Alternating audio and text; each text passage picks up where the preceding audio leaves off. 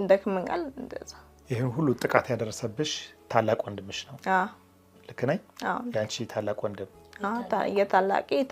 የታላቅሽ ታላቅ ያንቺ ወንድም ነው። እንግዲህ ብዙ እናወራለን ተመልካቾቻችን።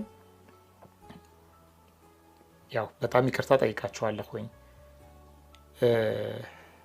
ይሄንን ፕሮግራም ላለመቅረጽ በጣም እየታገልኩ ነበር ከራሴ ጋር። ዛሬ አንስራው እያልኩኝ ነበር ለኛ ክሩ ማለት ነውና ይረብሻል ስላችሁ በጣም ነው የሚረብሻው። በጣም ያማል፣ ያማል፣ በደንብ ነው የሚያመው። ስለዚህ ትረዱኛላችሁ።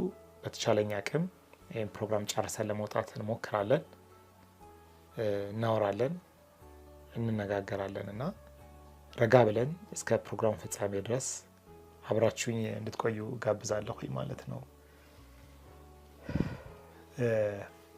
እስቲ ገነት ወደ ኋላ ልመልስሽ። እሺ፣ ወደ ኋላ የት ሰፈር ነው ያደግሽው? ልደታ ሰፈር ነው ያደግኩት።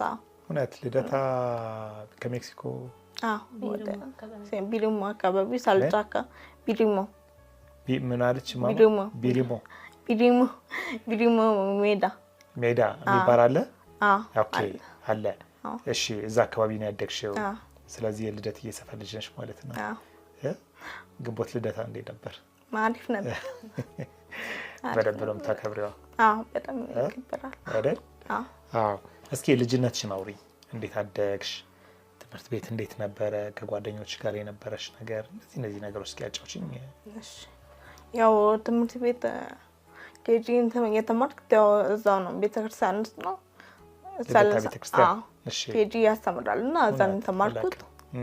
ከዛ ከአንደኛ ክፍል ጀምሮ ተስፋ ኮከብ የሚባል ትምህርት ቤት አለ፣ የመጀመሪያ ደረጃ ትምህርት፣ እዛ ነው የተማርኩት እና ያው ልጅነቴን ከጓደኞቼ ጋር በማሳለፍ ከዛ ደግሞ በቃ ትምህርት ቤት በማጥናት ያው ለትምህርት በጣም ፍቅር አለኝ ከልጅነቴን ጀምሮ እና እንደዛ ነው የትምህርት ሁኔታዬን ያሳልፍኩት። ግን ያው ከአራተኛ ክፍል ጀምሮ እና ወደ 5 ምናምን ስገባ እየቀነሰ ነው ሄደው።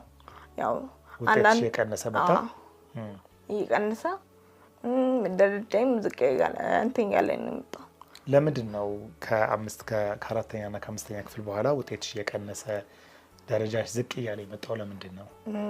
አሁን ያልኩ የታላቅ የመጣው ያኔ ነው። ያኔ ነው የመጣው። የታላቅሽ ታላቅ በፊት አብሯችሁ አይኖርም ነበረ? ለምን ነበር አብሯችሁ የማይኖረው? እንዴ እኔ አላውቅም። የዛኔ ነው እንዲያውቁት አላውቅም ነበር። ከዛ በፊት አታውቂውም ነበረ? ምንም አላውቅም። ከአምስተኛ ክፍል እስከምትደርሺ